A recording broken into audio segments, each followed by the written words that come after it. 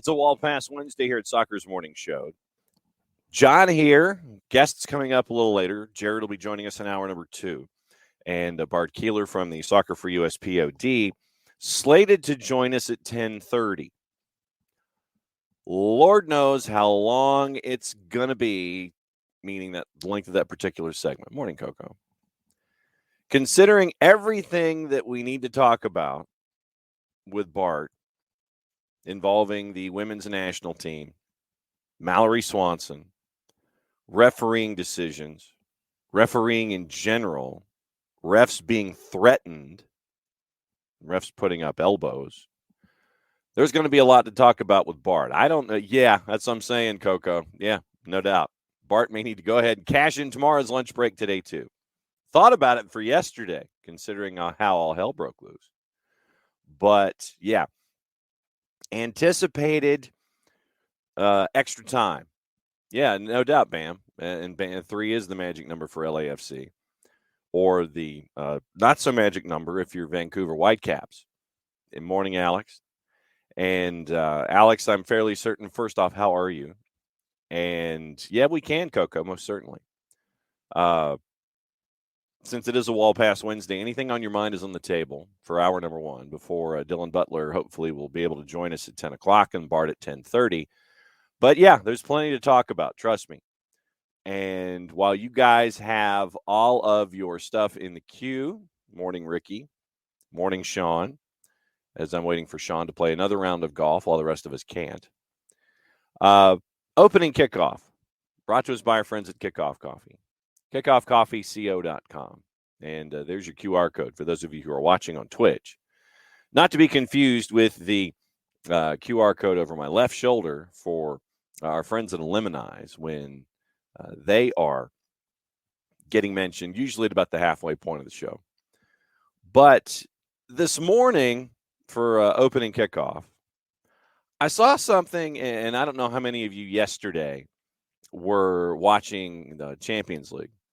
And Manchester City go from 0-0 to 3-0 in a very short period of time. But there was a story that came out in the Telegraph, and it came out this morning. And, you know, we all kind of know what happened for those of us that watched the match. You know, frankly, there was a, you know how like when you're watching American football and the running back finds out that if he cuts back off of the original blocking scheme, that there's a big hole and that you can get some big gains if you just gash it and run the other way. Literally, the cutback worked. It seemed like the cutback was working for Manchester City on their offensive attacks, especially in the second half, where they found something, they'd work it back to the other side very, very quickly. There was no answer, and there was a goal. So our friends, good as well, you should, Sean, sneaking in a 9 on Friday. Our friends at Bayern Munich, and once again, this is from the Daniel Sakiri at the Telegraph, and this is Daniel's words. Bayern Munich are not used to humiliating Champions League defeats, which perhaps accounts for some of the bizarre explanations offered in Germany during their 3-0 loss at Manchester City. Thomas Tuchel said his team were, quote, brutally punished, end quote, for their individual mistakes at the Etihad. But commentators on Amazon Prime in Germany believe the weather was at least partially to blame for Bayern's heaviest Champions League defeat since 2017. Tuchel was hired, once again, this is Sakiri over at the Telegraph. Tuchel was hired to improve Bayern's chances of winning the treble, but they've been knocked out of the cup by Freiburg and all but eliminated from Europe in the space of a week. Sidebar, what do you think Julian Nagelsmann's doing right now? Kind of hanging out? Maybe there's some tea involved. Zakiri continues.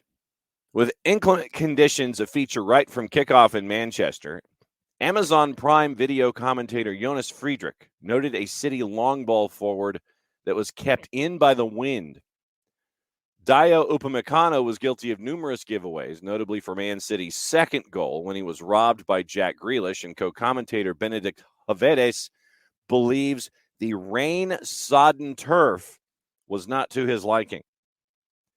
The 2014 World Cup winner Upamecano explained, quote, the 2014 World Cup winner, Havedes explained, quote, you can also see it in Upamecano, who has problems standing because it rained a lot. You don't just need decent shoes. You also need a certain light-footedness and a bit of luck to really stop there, end quote. Havedes also sympathized with the Bayern defenders trying to judge the flight of City crosses in the wind, adding, quote, it's incredibly difficult as a player because you can't judge the ball correctly. You suspect he's going wide or upside down, but then he takes another crazy turn. It's brutally difficult to assess today, end quote. Barring an improbable comeback in the second leg at the Allianz Arena next week, six-time Champions League winners Bayern will be out. Tuchel got the better of Guardiola in the 2021 final when he was Chelsea head coach and pleased with his team's performance for long periods of the game at the Etihad. This does not feel like a 3-0, but it is a 3-0, and it is a huge, huge task now to turn this around. We are realistic, but we will not give up, said Tuchel after the game. Quote, it will not be over until we are in the shower, end quote. So the weather, the weather, good work, the weather. So that's what the commentators for Amazon Prime in Germany were thinking. Not the fact that Upamecano got stood up and just got his pocket picked clean, and then the cutback with the easy passing. I mean, just the options were there. Amazing. So there you go. So it's the weather. As Manchester City gets a 3-0 lead in the first leg of the round of 8. That much closer to setting up the semifinal with Real Madrid. And then you would probably have the all-Italian semifinal on the other side. So you got that.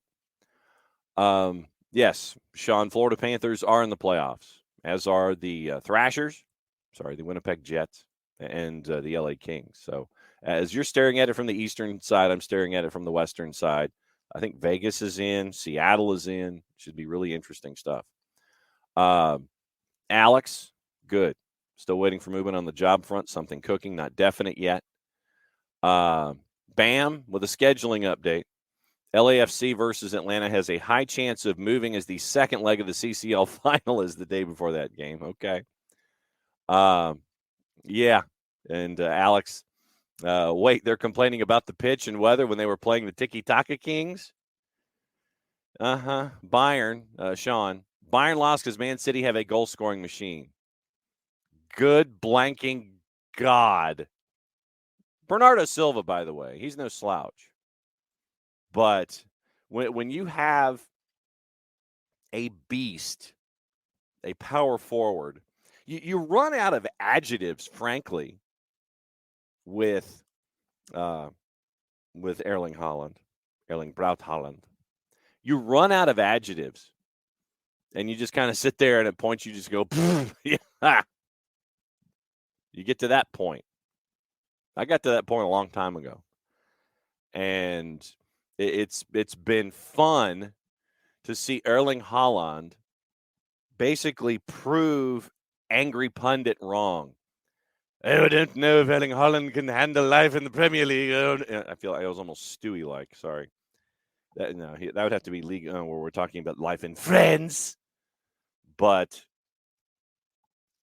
you run out of adjectives. It was a fantastic pickup for Manchester City. But, and you're seeing just what a guy like Erling Haaland can mean, whether it's positional gravity or if it's just position and ability with Erling Haaland, with someone who is a unicorn, an absolute unicorn, and he's a joy to watch. And it's just, there were points in that match yesterday where the vision and the thought, you're just sitting there going, okay, turnover, everybody runs. And then the vision of Haaland to bypass the first target, find the second target wide open and wide open goal. Wide open comma goal, period. It's so much fun to watch. And you want to see, I mean, Pep Guardiola, we have it on Prem and Proper, by the way, the Pep Guardiola quote where he's referencing Michael Jordan, where he's only won titles, I think, 10% of the time. And he needs to be considered as one of the best ever. But yeah, he's only won titles 10% of the time. But yeah, having Erling Haaland and and what you're finally seeing, I think, with Manchester City is what you saw with Riyad Mahrez. When Mahrez came from Leicester City, Knicks, and when it took Riyad Mahrez a little while to understand what was going on, to find his place, to become comfortable, to figure out what he needed to be. I think you're finally seeing that with Jack Grealish. I think that you're finally seeing the light come on with Grealish, and it's like, okay, so this is what I'm supposed to do. And I almost dropped into a Jamie Tart voice there. But yeah, I think the same thing that we saw with Mahrez, you're seeing now with Grealish, becoming more and more a part of the Borg there at Manchester City. It's been fun to watch. Bam. Both teams have to play with the same conditions. Bayern weren't up to it. Yeah, absolutely. I mean, Manchester City was just better. And it will be interesting to see, you're not going to throw out, no offense, you're not going to throw out guys like Palmer for your starting 11 in leg number 2, but you're not going to, you're going to put out your starters. You're going to make sure that everything's in hand. And the matchup and the schedule makers kind of understood this with the Premier League, because the next match for Manchester City is a home match on Saturday. They're the late game, but it's against Leicester. Sorry, Knicks. So the schedule makers, where Manchester City are concerned, are understanding, and it was well put out that Manchester City's schedule, it's very, very kind, with Champions League and then coming back, and then Champions League and then coming back. And so it's so here's your fixtures, by the way. And we mentioned it yesterday that Manchester City, once again, in Prem and Proper, could have a maximum of 16 matches remaining on their schedule. Arsenal have 8. But once again, you've got the one coming up, that head-to-head, which is going to mean everything when it comes to chasing after the Premier League title.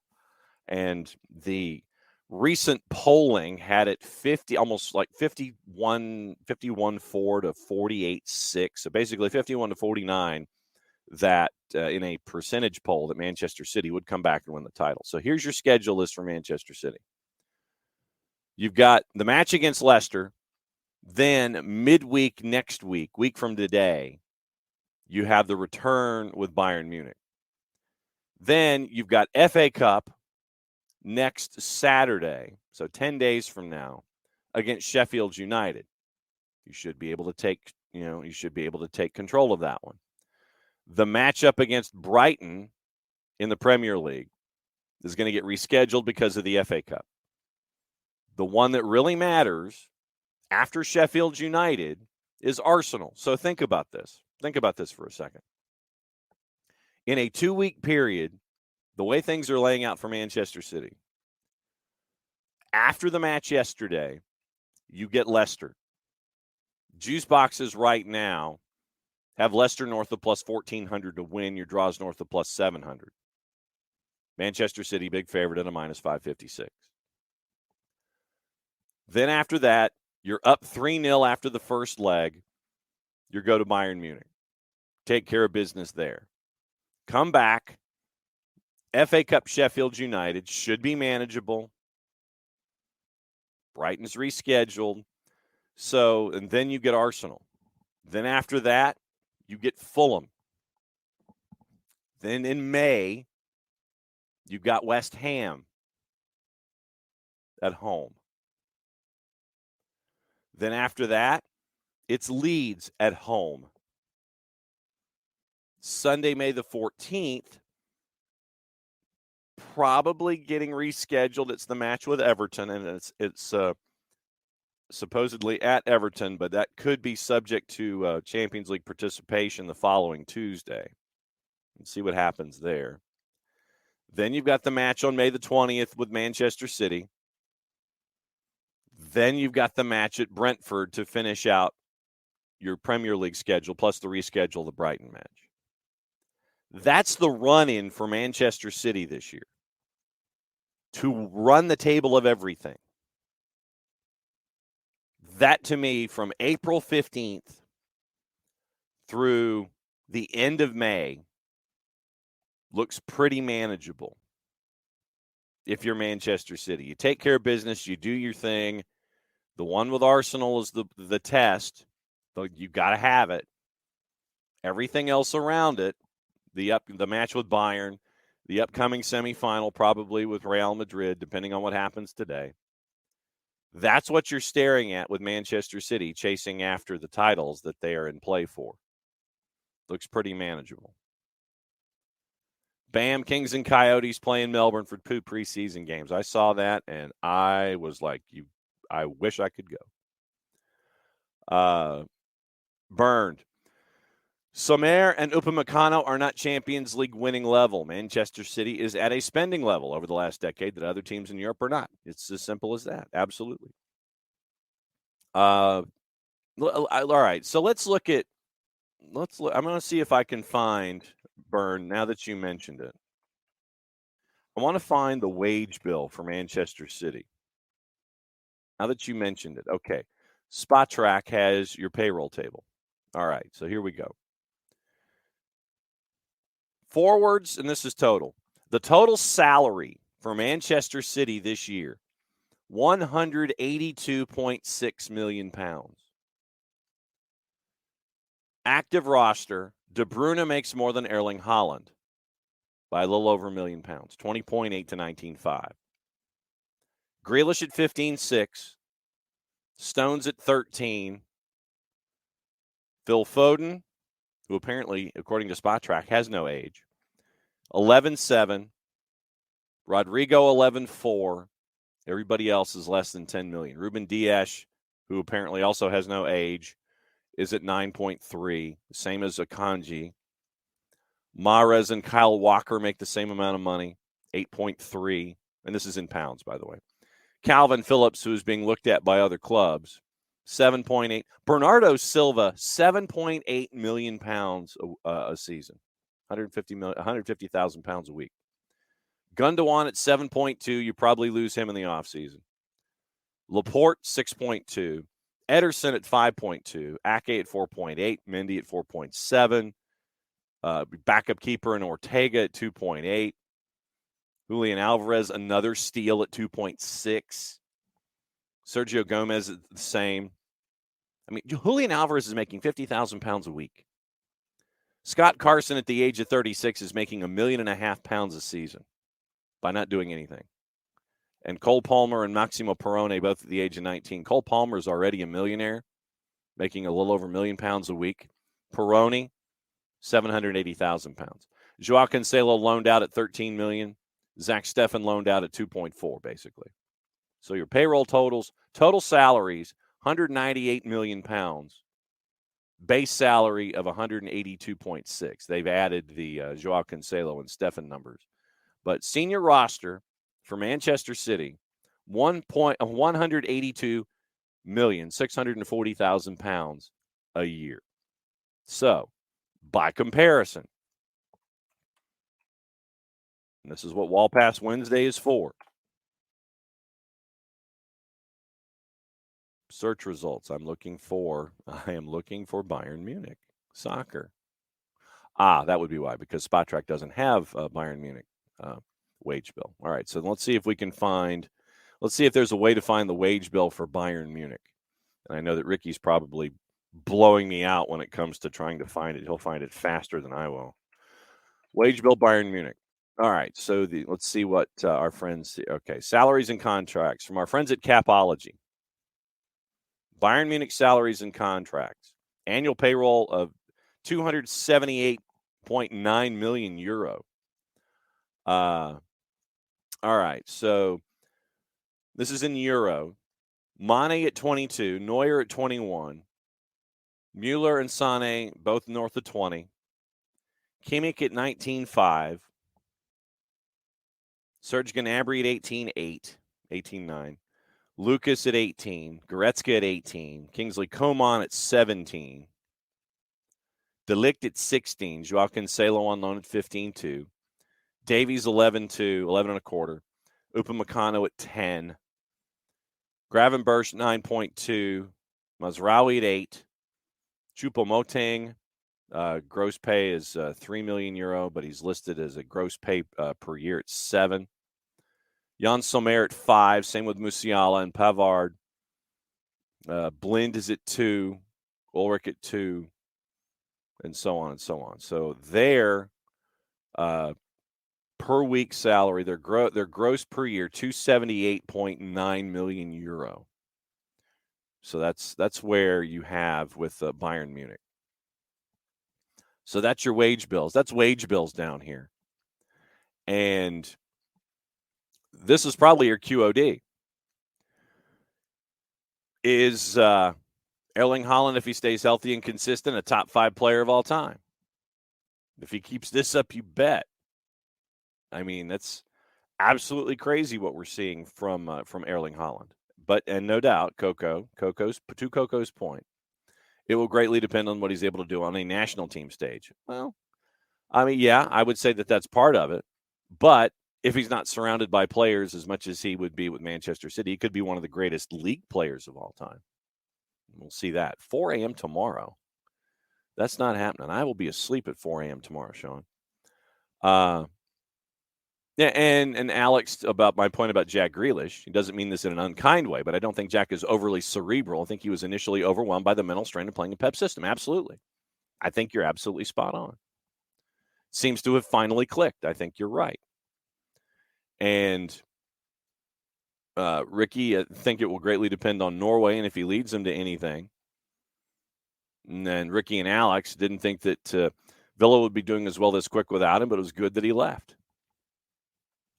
And Michael, nice that I did completely disregarded Chelsea. Morning, Tom. We're talking about Manchester City and wage bills. We'll get into the LA Galaxy coming up in just a bit. Yeah, I know. It's 4 a.m. Absolutely. Is it because it's 4 a.m.? Yeah, it's 4 a.m. I don't train 3 times a day. I really don't. Sean.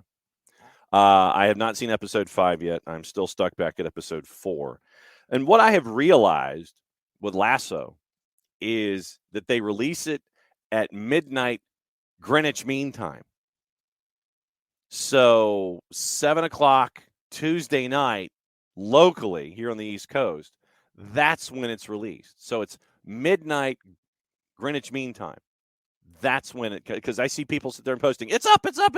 I'm waiting, it's not midnight. It took me a while to figure out that it is midnight Greenwich Mean Time for Wednesday at 7 o'clock. I have seen, I have seen a lot of it. So that's where we are. Will, but no. There's nothing wrong with venting. Will, we're going to get into the Ibarra card and Sands and all of this when Bart comes on at 10:30, because I wanted his refereeing discussed. So we'll get into it from a refereeing perspective, and we'll see what Bart has to say. I imagine that there's going to be some unkind words said starting at 10:30 when Bart joins us about it. No, and that's the thing. Like I said, Wednesday is like our day where we throw everything on the table. Thursday, we kind of get ready for everything. And Friday is whip around in season. So that's what Wednesdays are for. Wednesdays is for getting everything off of your chest. That's what we're here for. So we're going to talk about the LA Galaxy and how much of a mess they are coming up, because that's on the table. And so 10:30, Bart is here. Nothing wrong with venting at all. Absolutely nothing wrong with venting. You did, Sean. You did hear Friday. Yes, that's the weekend whip around. Very good. Friday is the standard format. 9:05, we talk through things. 9:30 is Beyond Goals Mentoring. 10 o'clock weekend whip around as we get ready for the match with Toronto and go through everything in Major League Soccer.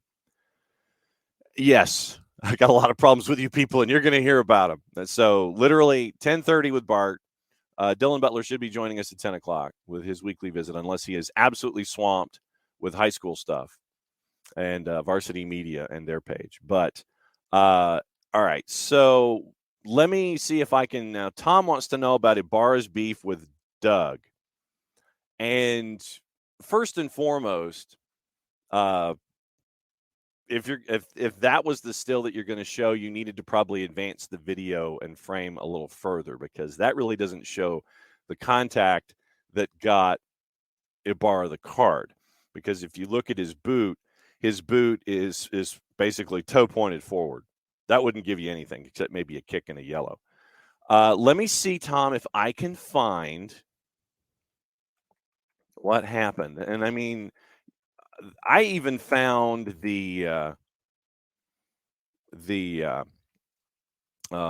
you call it. Okay,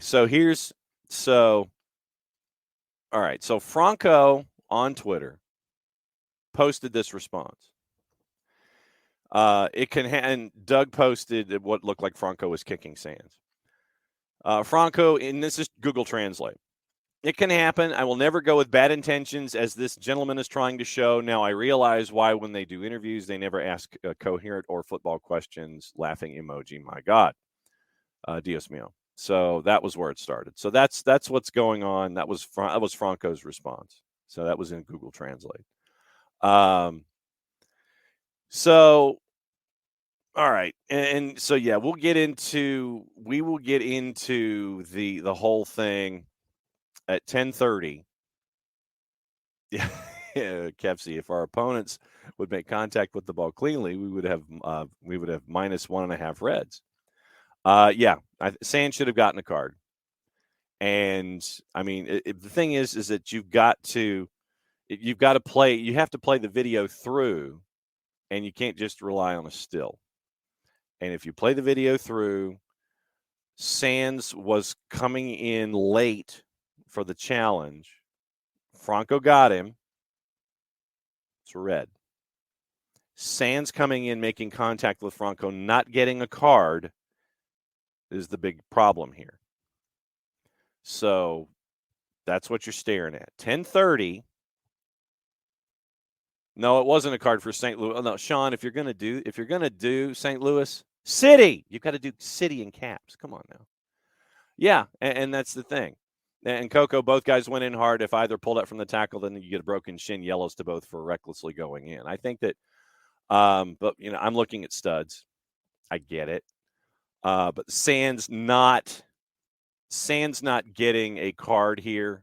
That to me is one of the things. But like I said, we will have our weekly referee review with Bart when he comes in at 10:30 to discuss all this stuff. So get your thoughts out now, and then everybody come back with your ref thoughts at 10:30 with Bart. And we definitely, yes. And what I want to do is I want to have Bart kind of walk us through a couple of things, because I want to have Bart, I want to have Bart go through that moment. I want to have Bart discuss what happened with Liverpool and Arsenal, and going through the different elements of fouling. And we got into it yesterday with the different degrees, egregious and all those kinds of things. And so that's what I want to look for with Bart at 10:30. I want to go through it. I want to go through the thought process. I want to go through what he thought. I want him to take his fan hat away, and I want him to go through what you're staring at. So I want to go through this process so we can all kind of understand from a refereeing perspective what you're looking at, and frankly, why you didn't go to VAR and do those kinds of things. So I want to talk Arsenal. I want to talk Arsenal, Liverpool, and elbows up. I want to talk about the Ibarra red. I want to talk about Brad Gazan and what happened there, because that still is something that is in a lot of folks' craws this morning because of what didn't happen with Siegel. And there is another, and I'm going to go ahead and say this, there's another national narrative that it wasn't an egregious foul. And that's a disappointing thing to see. Not surprising considering where it's coming from. And I get it, considering what the general aim of those individuals are. And I'm choosing my words carefully here. There is a general aim and there is a general idea what certain individuals want to do with their thought patterns. So there you go. So you understand that you're going to get these conversations and you're going to get that particular point of view. But when Bart comes in, I want to talk about Gazan and Siegel. I want to talk about Ibarra and Sands. And I want to talk about Liverpool and Arsenal and elbows up. Those are the three things on the table. If I've missed anything from the week when it comes to refereeing, let me know and put it in the Twitch pitch, and we'll go through it as a part of the conversation in the Q&A when Bart comes on at 10:30. So that's what we're staring at. Dylan Butler coming on at 10. And Coco, the bigger thing here is that you're looking at something where Brad has been trucked in back-to-back weeks. Corey Burke got him at home against Red Bulls. And then Gabe Siegel goes in and basically plows through him and rolls his MCL. That's what happens. So 2 weeks in a row, and it goes to the larger point that we were making yesterday, frankly, and Monday, about protecting your stars, protecting your goalkeepers. And it's something that you've got to look at, and that's what's going on. So I want to get in with those 3 points. 2 of them just happen to be with Atlanta United, and I want to find out. Through his refereeing prism what he is staring at and looking at this in 3 dimensions. So that's what we're going to be staring at 10:30 when we're going through all this stuff. We'll go through the rest of Major League Soccer with Dylan and go through another round of red light, yellow light, green light, and that kind of a thing. As kind of a teaser, and I guess probably what I should do, since we've gone for 33 minutes discussing a lot of different things. That's your opening kickoff. I'm calling it right there. That's your opening kickoff, brought to us by our friends at Kickoff Coffee, kickoffcoffeeco.com. And once again, use the code SoccerDownHere15 for 15% off of everything that our friends at Kickoff Coffee do. And they, in turn, take 10% reinvested into the youth game at Kickoff Coffee and kickoffcoffeeco.com. So if you're into coffee, Kickoff Coffee CO. All right. So then LA Galaxy, that was on the table this morning. And the loss by LA Galaxy was, according to Greg Vanney, embarrassing to the brand. And you got some minutes finally from Chicharito. And you got, frankly, you got another loss. And it is not good right now with LAG. And the Galaxy, and when you've got blue bloods, I mean, think about it right now. Portland, we know because of all the injuries. Portland has like 72 people injured. And for them, it's been a struggle out of the blocks. I firmly anticipate when everybody gets healthy that Portland's going to do a zombie Timbers and come through and go north of the playoff bar. And I think that there's going to be some folks that are missing that are right now north of the playoff bar that won't make it by the time we're done. But, of course, we're only talking 6 or 7 matches in to a 34-match schedule. So you're 20% of the way through. You're not even to the quarter pole. Right now, Portland, 1 win in their first 7. 1-4-2. 1 win, 4 losses, 2 draws. Below them, LAG, who have not won a match this year. They should have played 7, but remember, El Tráfico got washed out because of the weather to start the season, so that got pushed to July 4th. 3 losses, 3 draws, 3 points. They have only scored 3 goals in 6 matches. They've given up 9. So that's what goals against is 1 1/3. Kansas City, 7 matches played, 0-4-3. They have scored only 2 goals this year. 2. 1-2. That's it. and having a Polskamp and Mealy in net, they've given up 8 and 7, which, that's like 1.14 goals against, which is manageable. Goals against is -6. But let's get into Los Angeles here. And you're staring at dysfunction is what you're staring at. Dysfunction. 3 points through 6 matches, 28th out of 29 teams in the overall league standings. And once again, they and Sporting are the only winless teams this year, both of them at the bottom of the Western Conference.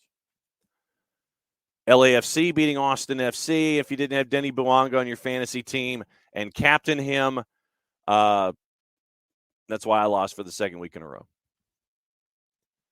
Early favorite to win the MVP. Galaxy had 2 players sent off, losing 3-0 at Houston, prompting an apology afterward by Greg Vanney. Greg Vanney, quote, "To our fans who show up and fight for us every single game, they won't see that again.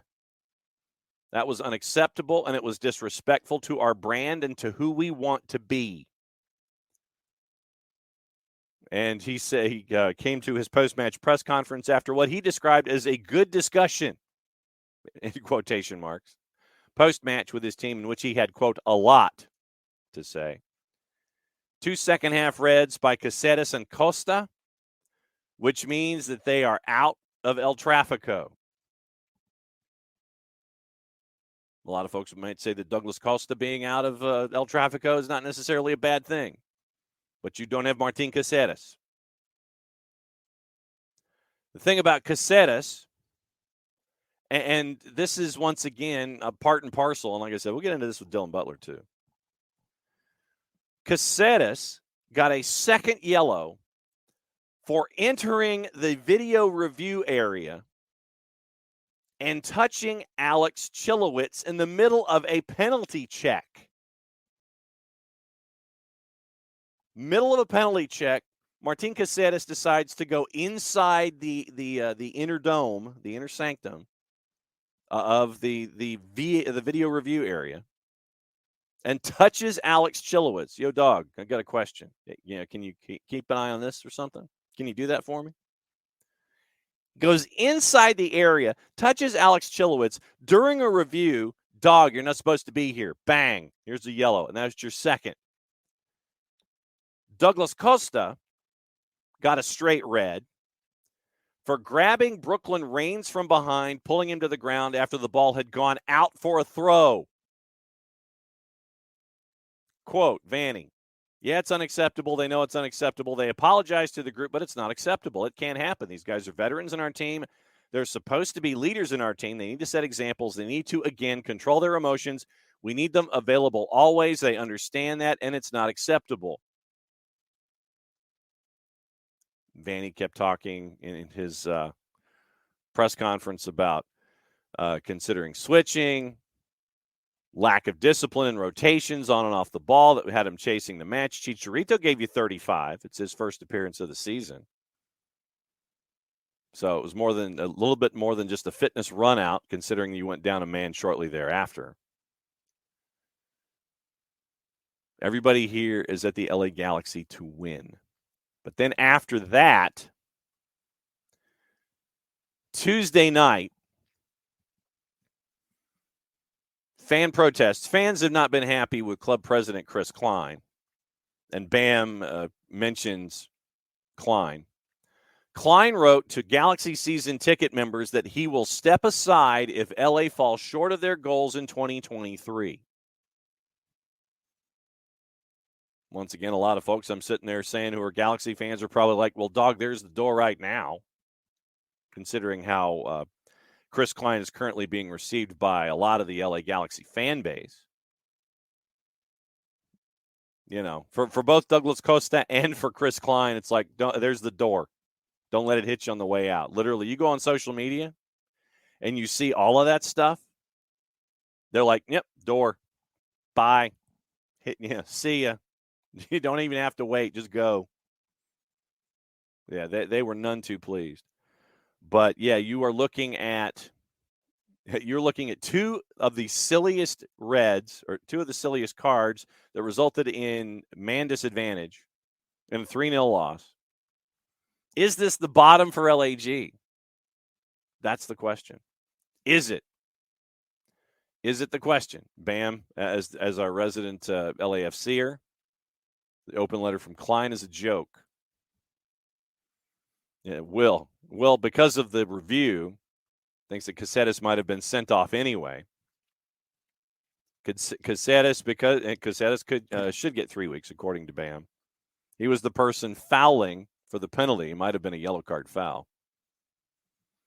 And Emilio getting into our point with 10:30.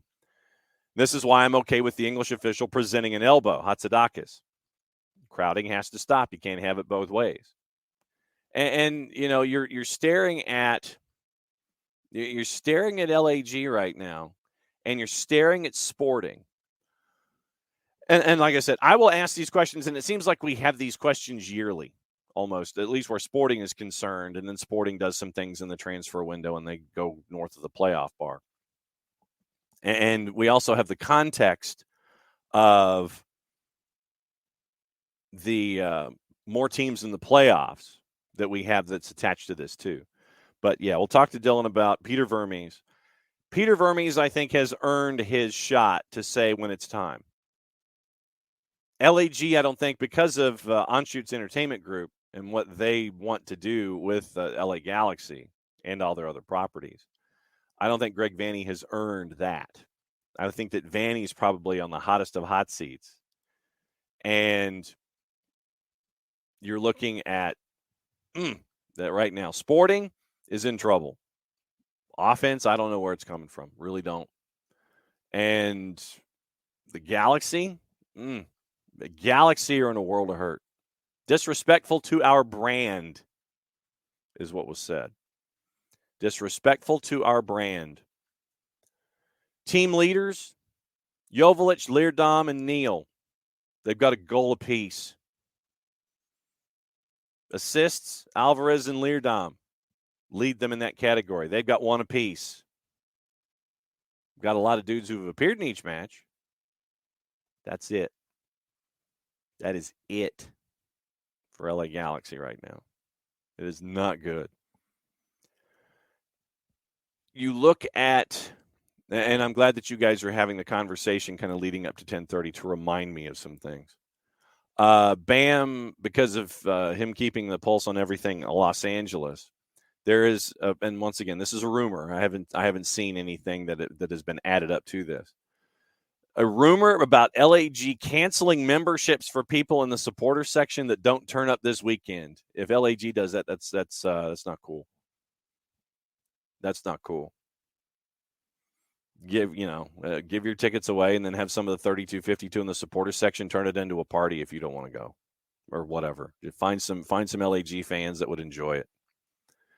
But yeah, if that's the case, then that's not cool. And you're going into a rivalry match and you want to say stuff like that. You come out with a letter by Chris Klein saying what he's going to say, that he's not going to hang around if they don't make the playoffs. Where a lot of folks are sitting there saying, yeah, there's the door. There's the door. Talking about temperature on the field and all these other kinds of things. But yeah, LAG is a mess. LAG is an absolute mess right now. And, when you can't even look at, when you're trying to look for statistical information and you're trying to sit there and look for things that could be optimistic, there is no real reason for optimism right now. 59% success rate in tackles. You're about 50-50 in duels, which is fine. Passing at an 88.5% rate, but once again, you have to take the context into it. 12 successful crosses on the year. 6 matches, 12 successful crosses. That's really not good. 60 total shots in 6 matches. Shots on target, 29. So basically what you're staring at is 10 shots a match, excluding blocks. 29-4 is basically 7.5. Only scoring 3 goals. All of them have been inside the 18. So LAG is in a world of hurt.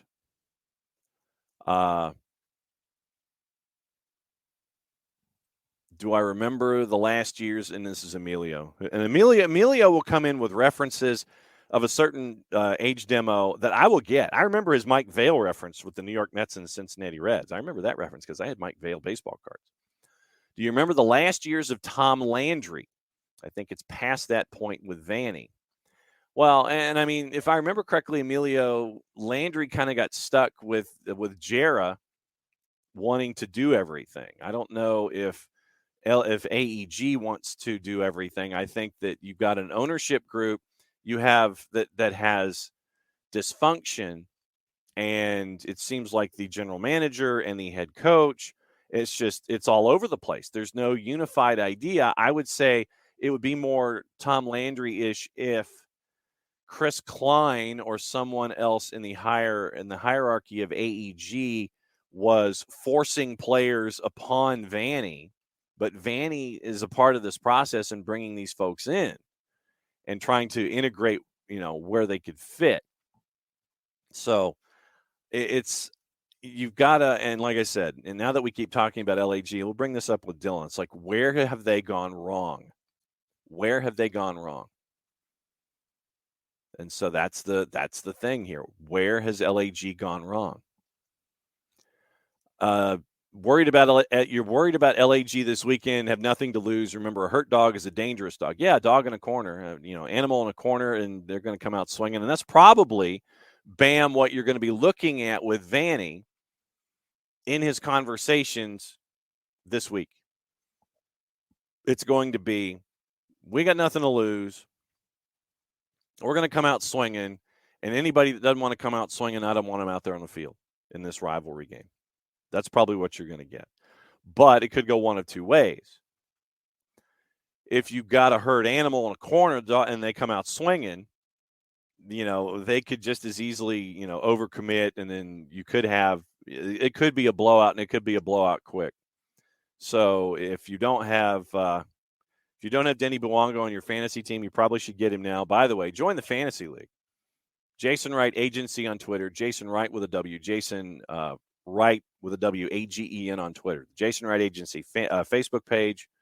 Jason Wright with a W. AGEN on Twitter. Join the fantasy team. Find it fantasy league. I'm awful in our pro rel league this year. I'm hideous, and you got a chance to be better than me. And there's, I think, 55 of you so far. We've got numbers in the 50s. I want it to be more. So join the fantasy league and have a chance to beat me on a weekly basis. So there you go. So Ricky's like, nah, just stop being scared. Fear for the sake of fear itself, and that y'all are the better team. We should know it. And Bam in return. Yeah, we should, but that's why we eliminate Hitva. Anything can happen in 90 minutes. And I love the conversation that you guys are having. Bam, who needs Bouanga when you've got Vela and Sifu got played in the goal scoring? Yeah. So, oh, man. Yeah, we'll get into LAG without question. CONCACAF Champions League last night, it was Violette beating Leon by the score of 2-1. They scored 2 goals early, and Rubio scored with a PK in the 30th.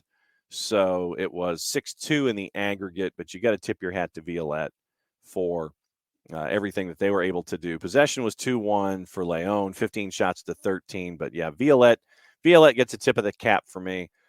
Today it is the second leg of Atlas and Philadelphia Union. It's at 10 o'clock. Then on Thursday at 10 o'clock, it is Tigres and Motagua to determine who goes forward in CONCACAF Champions League. So 10 o'clock tonight, it is Atlas and Philadelphia. Programming note here at SDH, it is high school football. Wow. Well, that's not wrong. High school soccer playoffs in the GHSA. We are going to be at Osborne tonight for Osborne and Denmark. Keep an eye on your start time. We'll be there for the start of the match, and we'll navigate you through what's going on in the soccer playoffs here at Georgian High School. So we'll keep an eye on that tonight. Jason will be on the call, and I will navigate you through what's going on around the state, who's won, who's lost, what your matchups are going to be like, because in grabbing all of the paperwork for the brackets when it comes to the Georgia high school playoffs, it's a lot of pieces of paper. It's a lot of pieces of paper, and I've got them all. So we'll go through who's won, who's lost, what it looks like, and we'll get you ready for all that stuff. Tonight it is Denmark at Osborne, and start time traditionally 7:30, but obviously we'll keep an eye on that start time for you and let you know. But on the SDH network, on the SDH app, on the iOS side, on the Android side, on the iOS side, go to Spreaker.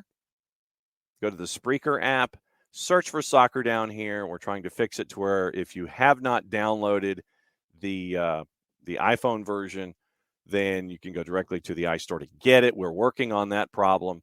And right now, go to Spreaker, then do a Soccer Down Here search, and you can listen to it there, or just go to soccerdownhere.net and listen to it off the website. So you got a couple different ways to catch it tonight. Android app, iOS is the Spreaker app. Search for Soccer Down Here, soccerdownhere.net. So, Emilio Walsh's innovative offense with the 49ers showed how archaic Tom's system was getting. True. And you've got coaches in Major League Soccer that are being very, very innovative with what you're seeing these days. Dan Reeves could be another example. Time waits for no one. Exactly. I don't know if this is Vanny or if it is the resources he was given. So, like I said, we'll catch up with Dylan about this. I think this is probably going to be the lead. Bam says that Atlas and Philly, noon, Australian EST. See, that's not bad. For lunch, what are you doing? I'm watching CONCACAF Champions League. That's what I'm doing. That's not a bad call. That's not a bad call at all, Bam. We got all this kind of stuff. Oh, okay. Before we get to the top of the hour, I guess it's time where I should read a promo. And so I'll go ahead and do that and see if I can get everything squared away in time to, let's see. So that means I've got to take the music out of loop. Man, it's like you always sit there and it's like you want to do things a certain way and it won't let you do it. And it always resets itself. So here we go. Rotor-free, clean, fresh air. One place you need to go. It's Lemonize Service. Lemonize Service, proud sponsors of everything SDH. Deodorizing enclosed spaces like houses, apartments, and condos. They've created a customized solution that eliminizes all organic odors, including those like pets, cigarettes, and food. Realtors and property managers use the Lemonize Service to eliminate bad odors to help them sell or rent their homes that much faster. It's a turnkey process. Makes it easy to work with realtors and property managers. Lemonize Service, kind of the environment. We like that these days, a very green way of going about things. Getting rid of odors without any kind of toxic residue whatsoever. Different than Febreze or our favorite masking agents that we have either under the sink or above us in the cupboard, because when we reach under the sink or above us in the cupboard and grab that masking agent and spray it in the air, there's a reason they call it a masking agent. So all you're doing is masking the odor. You're not attacking the problem all the way down to the molecule like our friends at the Lemonize Service do with their proven scientific formula. Pricing very, very easy. Either by cubic feet or parts per million to come up with a price that's affordable for you. Offering results in 24 hours or less. This is where I pick up my pen. Need more information on a Lemonize Service, questions frequently asked or otherwise, go to the website. Pen's in my pocket this morning. ELIMINIZE.com/Atlanta. Do /Atlanta after the .com so they know what part of the world that you are addressing them from so they can help you with your issues. Lemonize.com/Atlanta. Lemonize.com, proud sponsors of everything SDH on a WallPass Wednesday. So that is the midpoint of the show, or as we start hour number 2 anyway. Pause that, and we bring in Jared Smith to welcome to hour number 2. Jared, it has been a spirited discussion this morning. About what? In hour number 1, well, frankly, about the LA Galaxy. And so we're going to bring in Dylan Butler. And what's the mug today, Dylan? We're going to go a little, we're getting ready for the playoffs, so a little Ranger. Ranger mug today. There you go. Must be nice. Yeah. Well, hey. By the way, my wife is a diehard Islanders fan. Wow. Oh my. Season ticket holder. That's a choice. So, yeah. Well, no comment. So she's new life yesterday with the Penguins losing, and she'll be there tonight at UBS for their final game. So regular season game. We'll see.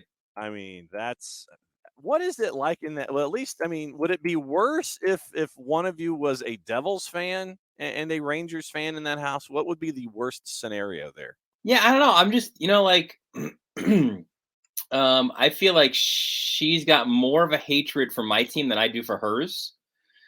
But I'm also a Yankee fan, and I feel that like with Mets fans too, right? Like Mets fans despise the Yankees, and I don't really have any feeling for the Mets. Now, that being said, the gloves are off if it's the playoffs, right? Like if there's a playoff matchup, I'm sleeping on the couch, I'm sure. Yeah. So, well, I mean, you have in this market, you have Thrasher folks, and you have, folks paying attention to Winnipeg. Yours truly is paying attention to his LA Kings. The boss is paying attention to her Seattle Kraken. We are divided households, mostly Western Conference material now. So that's I do not acknowledge the Winnipeg Jets. Thank you. all of that stuff that is stuck with us when it comes to the Stanley Cup playoff.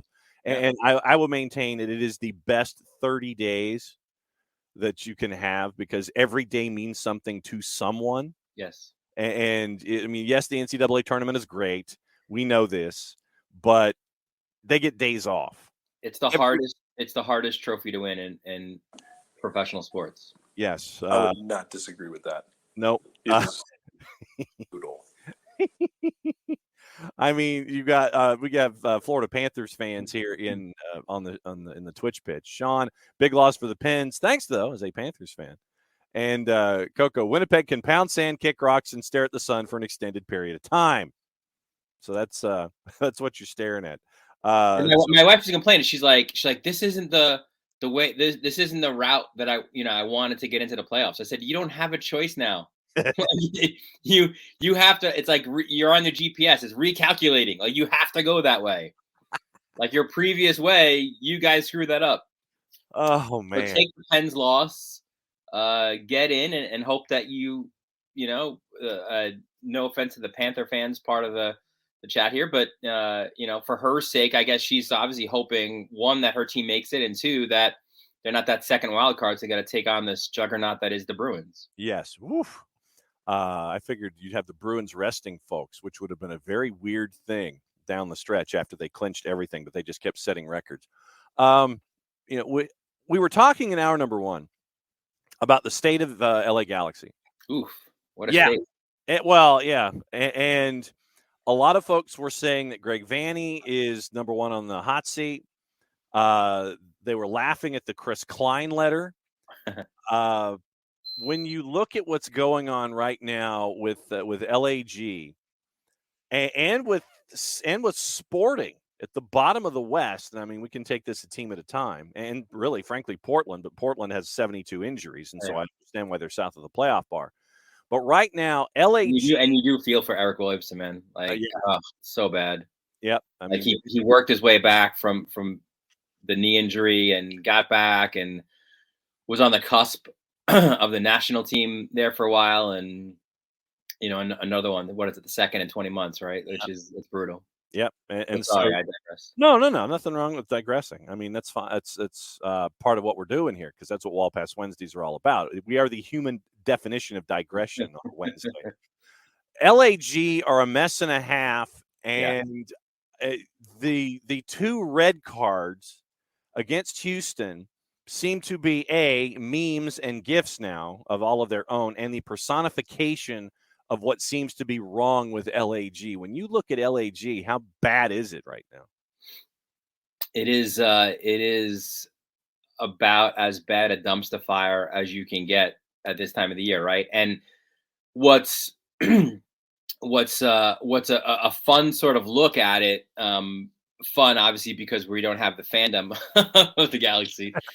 Not fun if you are a Galaxy fan, but just look at like the do a split screen, right, of the Galaxy and LAFC heading into the first El Tráfico, right?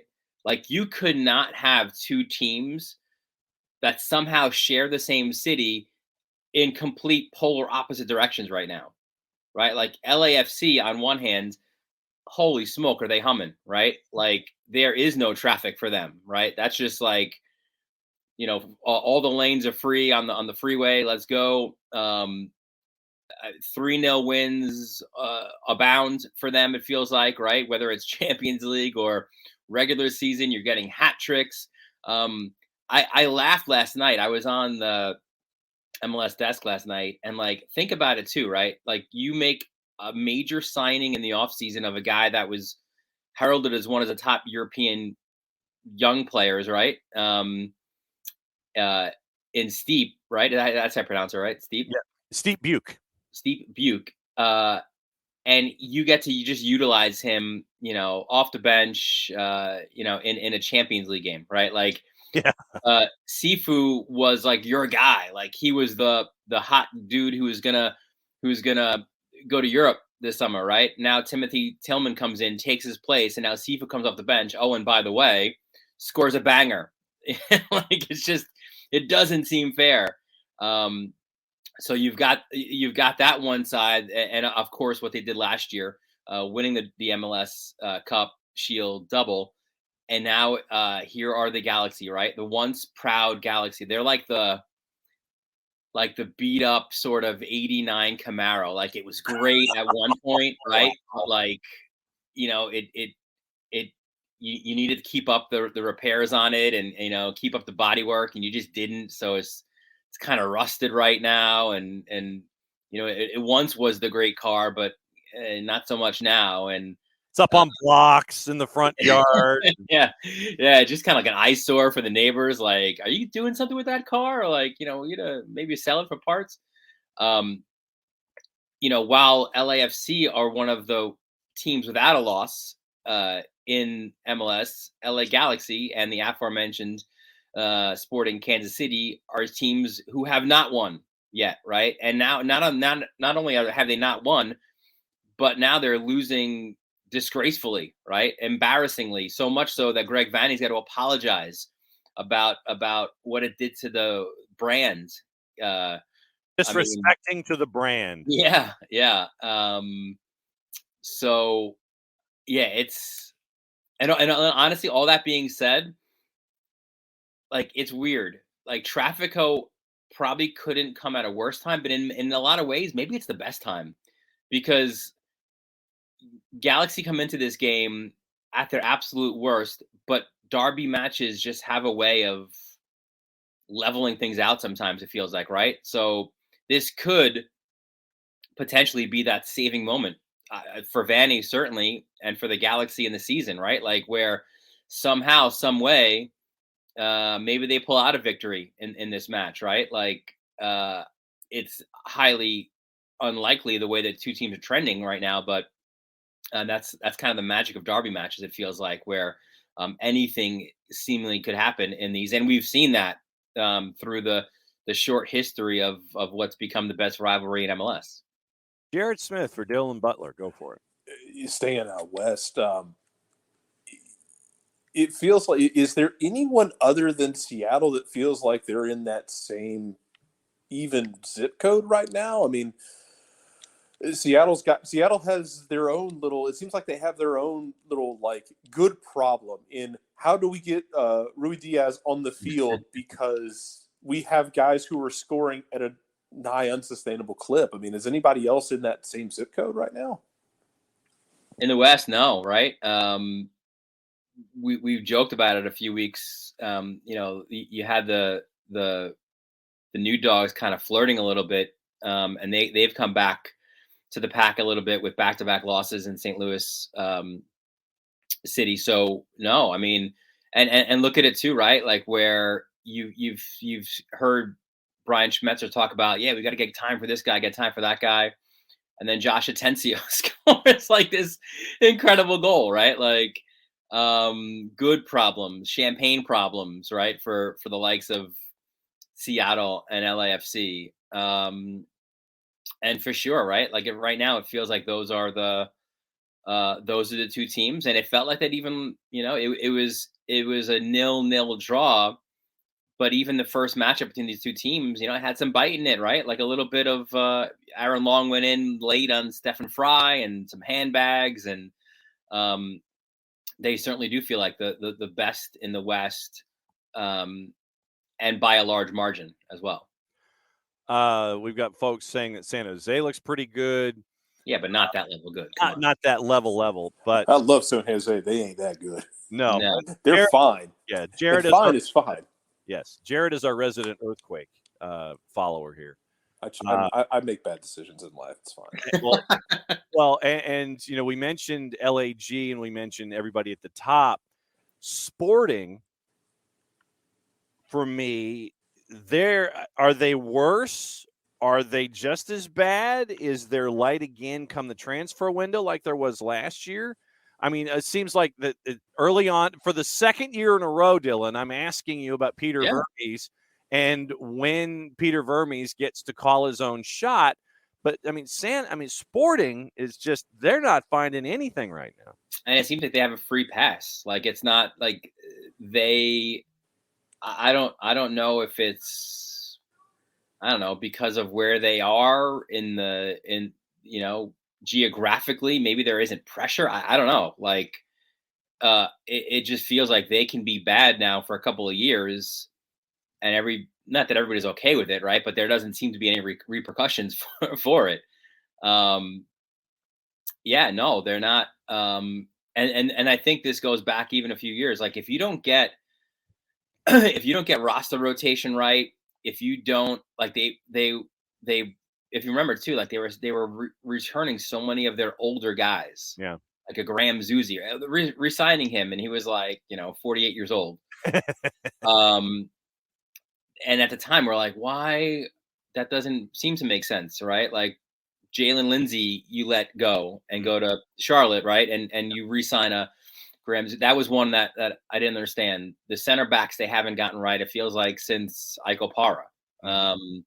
They've struggled in that position. So a lot of and similar to LA Galaxy, right? A lot of the roster decisions seem to not be going right. Now, I think the lifeline that you have for them, or the hope at least, was the way they ended last season. You're like, well, you know what? They make they bring in Agata, like he looks great. Can he continue this? Maybe now a full season ahead. You get some of these guys back from injury. And they really haven't, right? Like they have not looked good at all. Now the Galaxy, I think, are feeling more pressure because it's LA, because their neighbors are, the greatest team in the league right now, and because you've got 5 MLS Cups and everything else that comes with being the LA Galaxy. So again, it just feels like sort of in middle America there for Sporting Kansas City, they're allowed to live this kind of charmed mediocre life. Oh, wow. I mean, you're not wrong in this right now. And so, am I coming too hot with the takes today? Is that no such thing. No such thing. Jarrett, go for it. Yeah, you talked about him a little bit, but St. Louis City, it's kind of coming back down to earth, but it kind of feels like it's just maybe that I know it's we joke about calling it the energy drink soccer thing sometimes, but like kind of feels like it might be just that energy drink style of it hits the ground running, it looks unbeatable, then it kind of lulls for a bit and it'll kind of go back and forth. I mean, personally, I feel like there's not a lot to worry about with them. I wanted to get your opinion on it's a young team. Yeah, I mean, look, it's we knew that this would come at some point. Like even if they had beaten Minnesota, we were figuring the loss would come to Seattle, right? Like so, it was going to be a difference of a week, really, for their run to come to an end. But I think you're seeing a couple different things. I think you're seeing, Minnesota by switching to a 2 striker system. They won a lot more of the second balls, right? And that's a big part of energy drink soccer is winning those second balls and having a numerical advantage, and it's not just about pressing high and running around like lunatics. Like it's also about having that numerical advantage. And they didn't have that, and Minnesota won a lot of those second duels. And now instead of defending going forward, St. Louis was defending going backwards, right? Like instead of attacking the goal as you're defending. So and then Seattle, I think, is just, again, they're the 1B or 2, right, to LAFC in the West, at least at this point.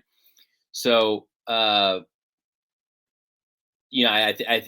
think this week will be interesting too for St. Louis, right? Like, will it be 3 losses in a row, right? Like, is it now really sort of regressing to the mean for them, or do they find a way to pull a result and everyone getting back excited about them? So I wouldn't say that I'm worried, but there is ways to play against that. And look, famously, Atlanta did it to perfection in that first leg against the Red Bulls, right? In the semifinals, where a team that under Tata, well, continuing still, but then under Tata played out of the back and built from the back, bypassed that, right? And just lumped balls up to the midfield. And now you made the point of confrontation back out to midfield, right? Instead of in your own defensive third. So it was a masterclass tactically that obviously worked greatly in that first leg and helped them advance to the cup final. All right. So since we're talking energy drink soccer, we haven't had the chance to talk to you about energy drink soccer, specifically inside Harrison, New Jersey, and all of the just craziness that has been going on there. Since the events have happened, we have now gotten a statement from Van Zier, and he is stepping away. As you have had the chance to look at the 21 minutes added, everything that's happened inside the match in and of itself, video without audio where we're trying to figure out what may or may not have been said, and the audio that was picked up between Luchi Gonzalez and Gerhard Struber, where Luchi is trying to encourage the removal of a player on a parabolic microphone, and it happened, I think, 15 minutes after the fact. What is the vibe up there right now about what is going on in Harrison, New Jersey, and what does your gut tell you about where things going forward? I mean, I think there's a lot going back. So their fan base in general, it was not a happy fan base that entered the season, right? Like, and it's kind of perennially been this, like, we don't spend money, and it's true. Like, we're not spending money, and they've got a lot to complain about. They have for years. It feels like the greatest thing they have going for them is their stadium, right? Like, which is amazing. It's an awesome venue. But so then you bring in Van Zier, so you spent money on him. I don't. It's now they're upset again because of this, and it's 100% rightfully so, right? Mm-hmm. Like, there is, I think if you were watching MLS 360 as I was on Saturday, you heard an impassioned plea from Sasha Kleshkin and Bradley Wright Phillips, former Red Bulls players, about just no tolerance for any racial discrimination or verbal abuse of the sort. Mm-hmm. So certainly it's a bad look on the player. It's a very bad look on the head coach, who in that moment has the opportunity. And you could even see further where Carlos Coronel goes to him, right? And, like, again, we don't hear the words, right? But Cornell goes like this, like, seemingly to me, that's like, get him off, like, enough, get him out of here. And then Struber's sort of like, just go back to your goal, like shushes them away, it seems like. So yeah, and this is part of the what we don't know part, because 100%. But from what does it look like? Yeah. It doesn't look good. Right. So it doesn't look good on the manager. What is it? Not 48, maybe 36 hours later. Is that too late of a response from a club? Yeah. They put out 3 separate statements from the club, from Van Zier, from Struber. And then maybe a larger point here. And, I admittedly, I haven't dug too deep into it, but it feels like some of these incidents that we're seeing are from international players coming over, and having these issues. Like, is there not? I think maybe from a league-wide standpoint, maybe as these players come into the league right away, maybe there should be, like, this is our stance. Like, there is zero tolerance for this sort of a thing in our league. Maybe just an understanding, I guess, because we've seen it, unfortunately, whether it's Serie A, other leagues in Europe, right? Like, it's rampant, sadly, among the fans, among some players as well. So, now, as far as Van Zier goes, I saw Coco commenting. I mean, it's right now. It's he has taken a leave from the team. Yeah. The league has, I would suspect in the coming days will come down with a response. I would hope that it's a harsh one. Yeah. As Sasha said on MLS 360, these 3-game, 4-game bans, enough of this, right? Like, you've got to draw the line in the sand now and make this a harsh penalty. Jarrett, go for it. Yeah, I mean, it's I think we were kind of dancing around to have that discussion about it.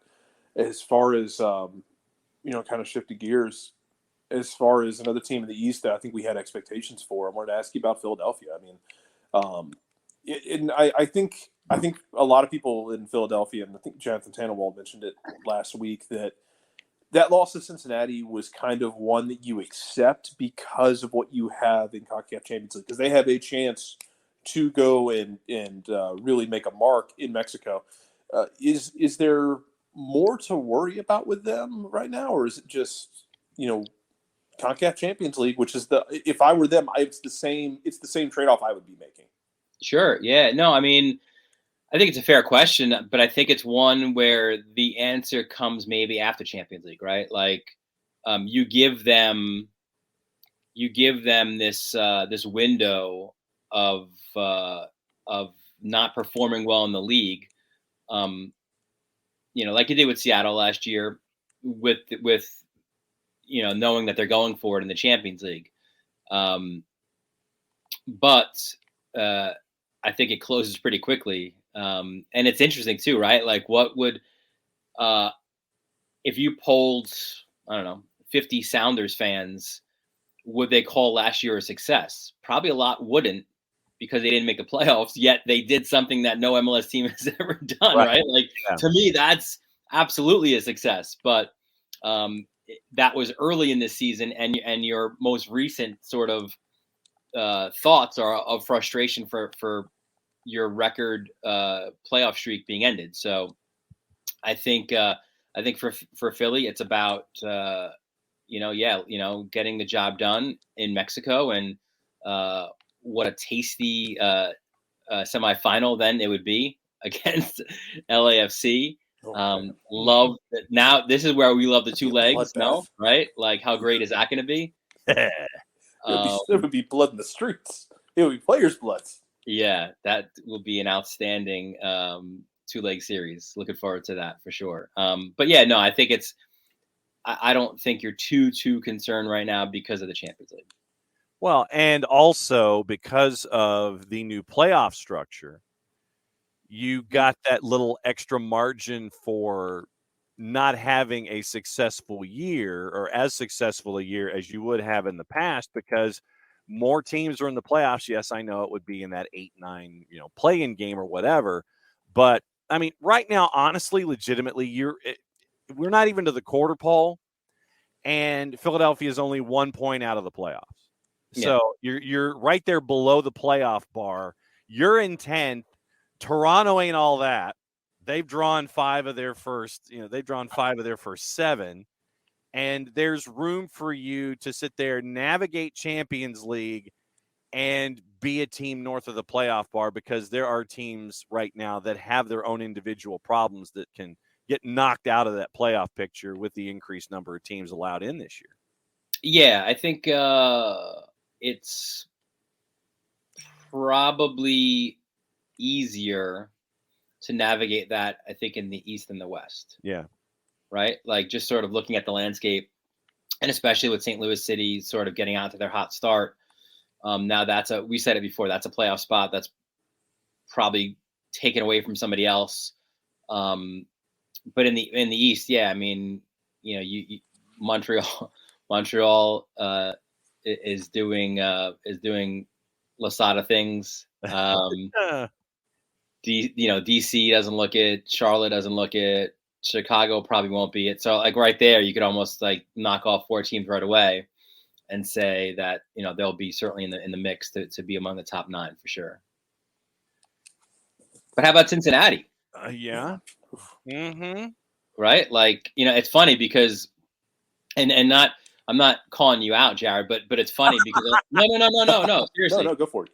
But like a lot of the narrative off of that game was like, Philly, like what's wrong, Philly? Like, oh, I get you rotated.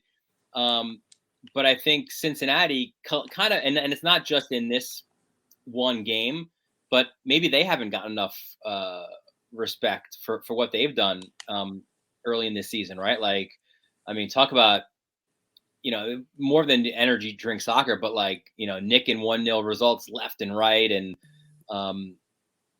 that's been an incredible growth for that club, right? From 3-time wooden spoons to now competing for the silverware, right? So that's my cheap plug way of saying this is my next story on OSDB. There you go. OSDB Sports.com on Monday. Just a deep dive into how and why that they've been able to seemingly so quickly just turn things around. And obviously it sort of begins with 2 Philly guys, right? Chris Albright and Pat Noonan really riding the ship in a fast way. No, I don't disagree at all. I'm glad you bring it up though, because I feel like it would have been really easy and lazy to suggest that Cincinnati was like last year might have been a flash in the pan, kind of like what Colorado had when they did so well in the West a couple of years ago. And it feels like Colorado's stabilized a bit this year, but last year was disappointing coming off of what was 2021. And it feels like Cincinnati is here to stay. And you talk about nicking these 1-0 wins. For me, personally, it's as impressive as anything because we know they can go out and have those offensive explosions with Lucho and with Brandon Vasquez and Brenner. But to show the fight and to be able to go win those hard, ugly games is a different element that I'm really impressed with. I'm glad you brought them up. And that's how you win playoff games, right? Like that's exactly the formula, right? You're not winning these beautiful, free-flowing 4-3 games. Like it is get down, like bare bones, get your knuckles dirty, let's go. And that's how you win playoff games 1-0. All right, so what's going on with you at MLSsoccer.com since you did the excellent plug for OSDB Sports?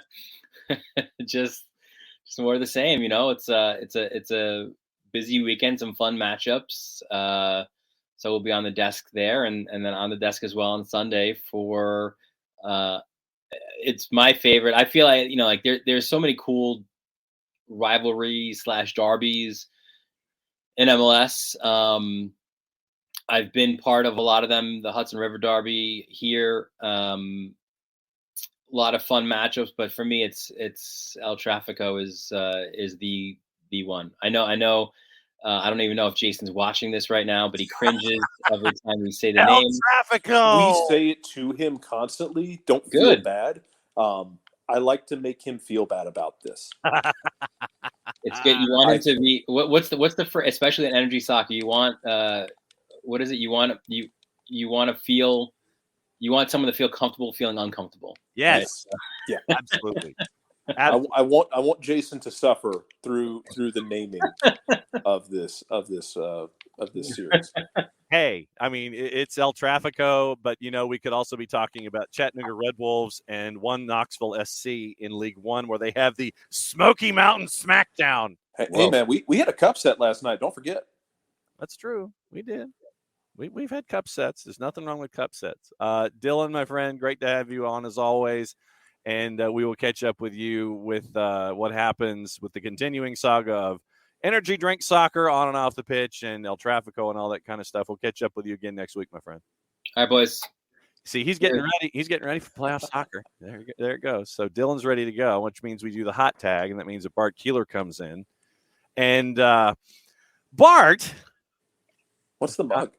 What's the mug today? But first, coffee, yes. Which is actually the second thing I did today because this is my second cup of coffee. So, well, it's when you and I were going back and forth about what to talk about, we were not at a. I can't imagine where this was going. I can't imagine. Such an arid, like Atacama desert of a week for nothing for our resident official to talk about. Oh, well, first and foremost, because of what happened last night, I want to start with women's national team because we know that most of our conversation is going to be garnered toward officiating. We need to get into Mallory Swanson. We need to get into the injury there and what you've seen with these matches against Ireland. So, open-ended question. Mallory Swanson, go. It sucks because as much as the U.S. women have incredible depth, especially at that winger position, Mal provided the just chaos button that no one else can provide. That at any given point in a match, even more so than Sophia Smith, Mal could just go score a goal. It sucks because I think that she was, as we've seen throughout the Vlatko reign, especially since the Olympics, there's been a lot of inconsistent play. There's been a lot of inconsistent offensive buildup, and Mal was a solution to that because she was able to just kind of make things happen on her own. Obviously, at this point, she had scored. Obviously, she didn't score last game. She had scored in 7 straight U.S. women's games, or games in total. So that sucks for the team. It sucks for Mal, who was looking at becoming this could have been a star-making tournament for her, right? I think she and Sophie Smith were the two that you were looking at as possibly, and I don't know if we would have scored that many goals, but possibly Golden Boot winners, possibly Golden Ball winners if you go far enough. I mean, this was the type of tournament that they were looking to have and that they were going to have for the U.S. to get a 5th star. So from that standpoint, this is devastating news because I love Trinity. Alyssa Thompson played pretty well last night. Mm-hmm. I love Lynn Williams, but they're not Mal Pugh. Mal is the only person in the world who does what she can do. And this affects how the team will perform for sure. And, when you're looking at all of these, I'm just going to go to questions here. Bart, how do you feel about the fact that Ireland has a much more clearly defined playing idea? Yeah, their defined playing ideas: defend, and kick the crap out of you. So, if that's where you want to go, that's an easy playing style to use. they did that very well. Their playing style is the reason that Mouse Swanson is not going to the World Cup this summer. But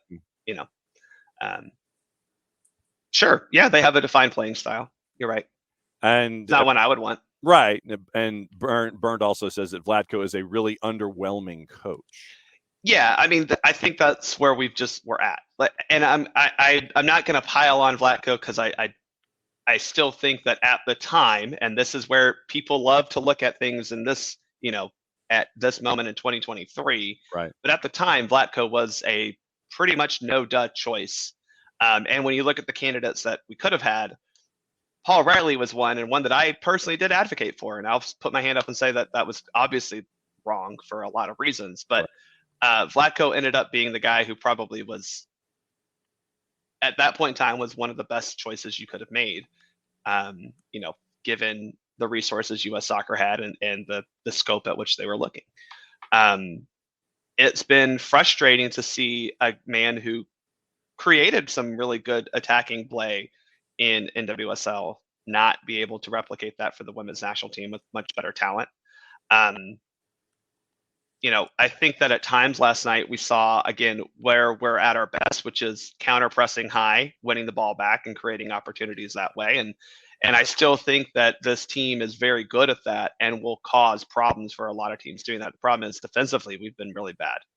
And I don't mean giving up goals necessarily, but I think I counted like 4 times each game where we were just so imbalanced that teams had multiple players on one side of the field open, at least one wide open on the far touchline, able to collect a switch and go. And we didn't even have a fullback back there. So now we've got center backs trying to cover, and that was problematic. That's where I've been really frustrated, is defensively we've been too easy to get good looks on.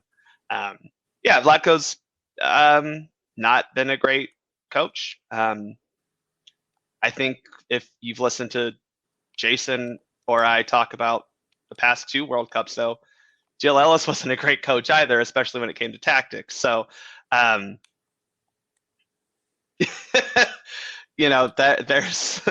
that. I don't think that Jill Ellis is a tactical mastermind. Let's just say that. Yep.